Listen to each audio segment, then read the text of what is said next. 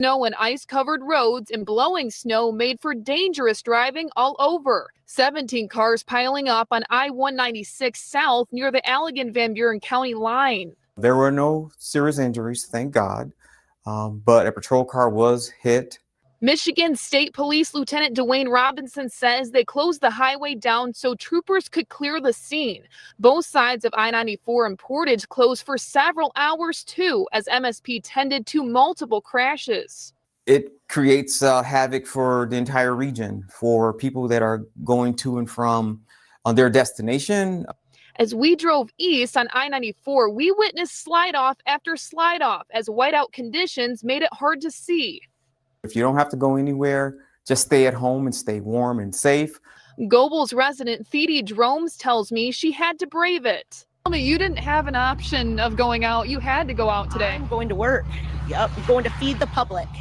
She works at a restaurant in Hartford. For others like Nathaniel Flynn, getting out meant a quick trip to the gas station. You want to be warm? Yes, I do. What's the best way to do that at home? Stay at home, cuddle up in a blanket.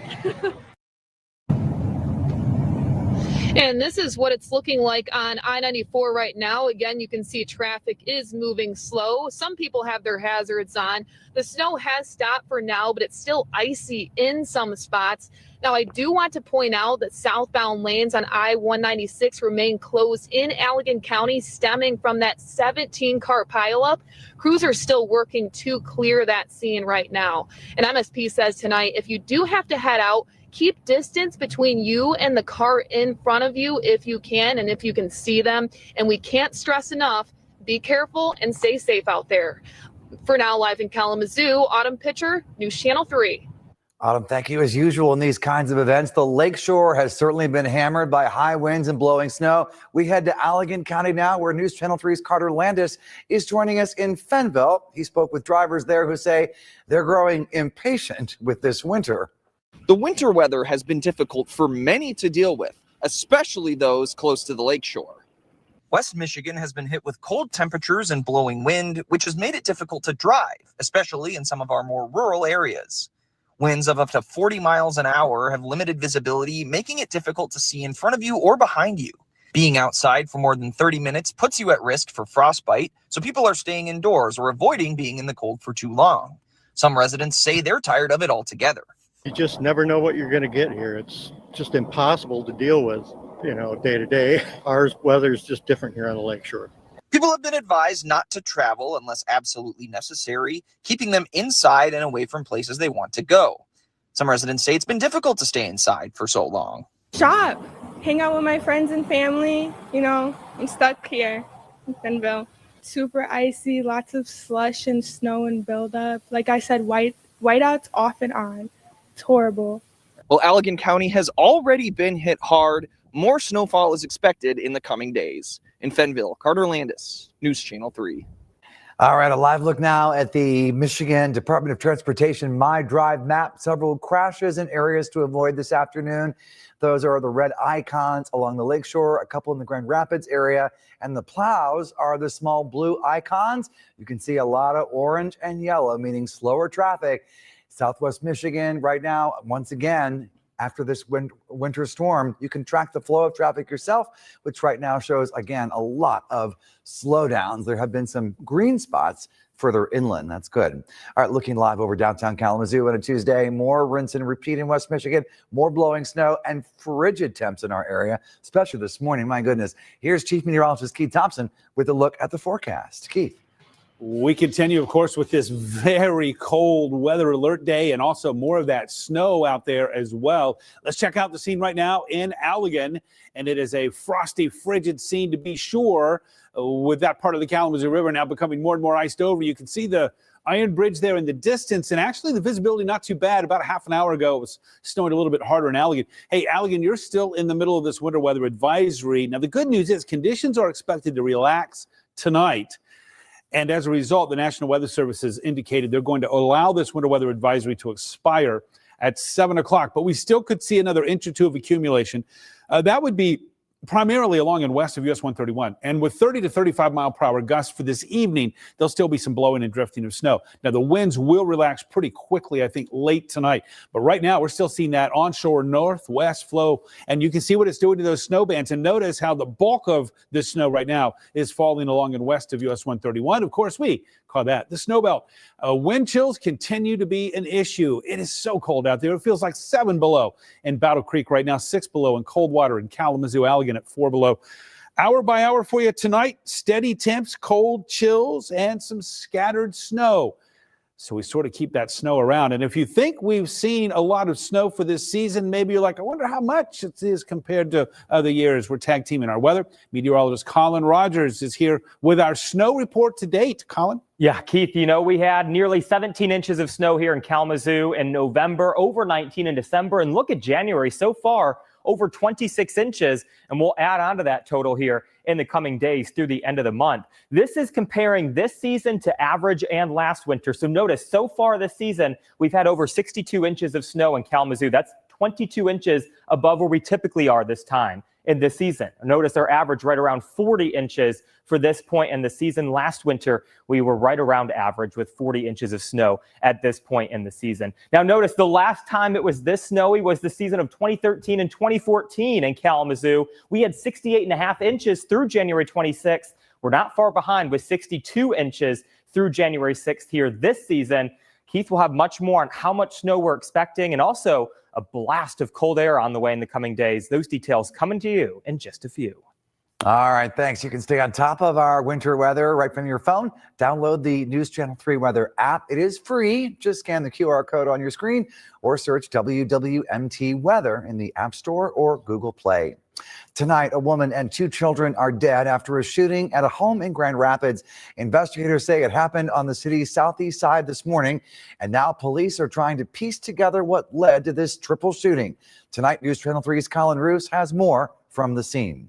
First responders were still on Warden Street Tuesday afternoon after 3 people were shot and killed inside a home. Their cars filled the entire block as they pieced together how this killing could have happened in the daylight hours. Grand Rapids police were called to this house after witnesses reported hearing gunfire at around 7:40 a.m. Inside, they found the bodies of an adult woman and 2 children. Caution tape blocked off the road at Kalamazoo and Dallas Avenues as neighbors processed their emotions. Scary, sad, frustrated. Larry Anderson heard the shots ring out as he woke up. He called it a trend of worsening violence in his neighborhood near Eastern Avenue and the Oak Hill North Cemetery. It don't seem like it never stops in our neighborhood.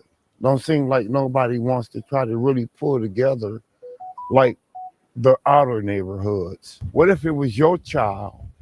What if it was your aunt, niece, mother? Several told us they don't feel the police are monitoring their area closely enough. One man said his children and grandchildren live down the street from the crime scene. He feels that while every community has its ups and downs, he wants to see the city commission address violence inside the home in particular. Lately, it's been, domestics and, loved ones killing each other. So my mom and 2 kids, it's terrible. I don't care how you put it. So far, police have not released any information beyond a brief confirmation of the homicide. We don't know the names of the victims or if any potential suspect is in custody. They're asking you to call with any information you may have. In Grand Rapids, Colin Roos, News Channel 3. All right, in a new development tonight, a recent patient at Bronson Methodist Hospital has been diagnosed with Legionnaire's disease. The disease is a very serious type of pneumonia, but it is treatable with antibiotics. Tonight, News Channel 3's Princess Johnny Steverson is joining us live in studio. And Princess, you've got more from Bronson on the matter. They say the risk to the public here is low. That's right, Andy. And Bronson Methodist Hospital confirms a patient who was recently hospitalized at Bronson Methodist Hospital was diagnosed with Legionnaire's disease, as you mentioned. Right now, the hospital says it's working with local and state health departments, but the incident is raising questions about water safety, protections, and communication. According to Bronson Methodist Hospital, a patient was diagnosed on December 31st with Legionnaire's disease. In a statement, Bronson says, "We believe this to be an isolated case and that the risk of additional exposure is low."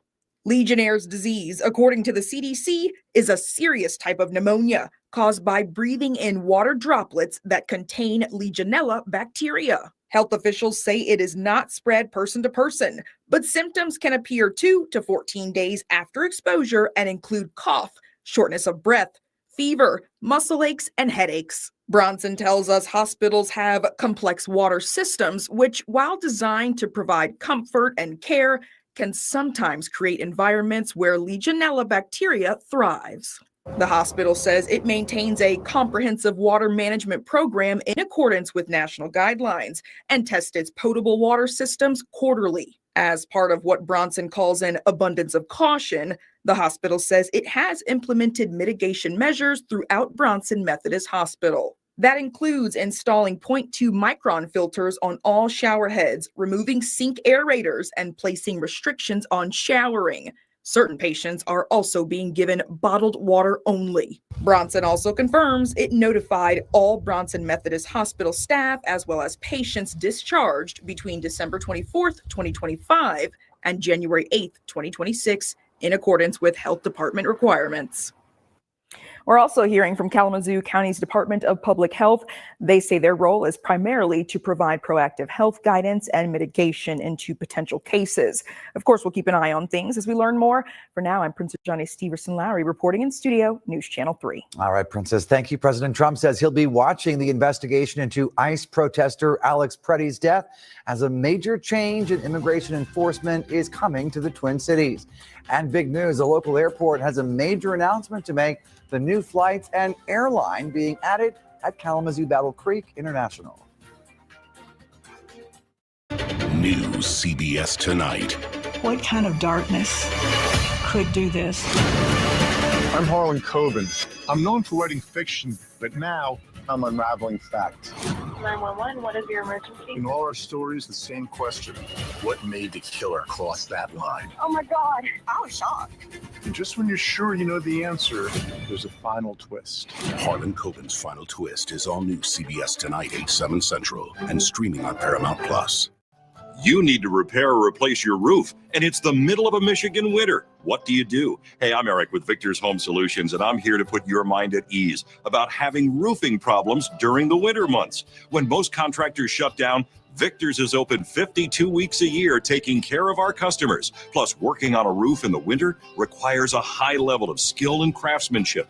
We make sure our crews are highly trained experts that will install a perfect roof on your home even during the winter. And because the holidays can take a bite out of your savings, we've designed a special program for this time of year. Get special 24-month financing, no down payment, no interest, and no payments until 2027. And if you call before the end of this program, we'll take an additional $500 off the written estimate price. So if you need a roofer this winter, Victor's Home Solutions will be there for you. Call or go online to schedule a free 21-point roof inspection and estimate today.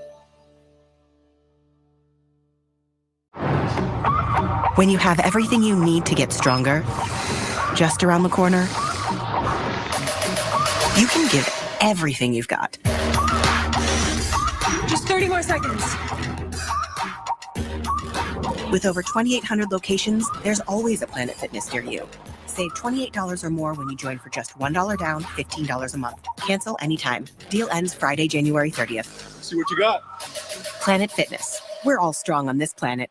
You see it every month. Your energy bills are rising. It's time for Wallside Windows. Proven energy-efficient, custom-made windows direct from our own factory. But you have to call now to get half off every window. Plus an extra 15% off for cash or 6 years 0% interest. Wallside is the affordable choice to save you money. Half off plus an extra 15% off or 6 years 0% interest. Affordable quality only from Wallside. You're watching News Channel 3 with Andy Dominiani, Jessica Harthorn, Chief Meteorologist Keith Thompson, and Andy Pepper with sports. Welcome back to News Channel 3. Some major shakeups within the Trump administration happening after a second ICE protester is killed in Minneapolis this month. The top border official is leaving the state and being sent back to his former role in California. And President Trump says he wants to see an honest investigation into the death of Alex Preddy. CBS's Ian Lee has more.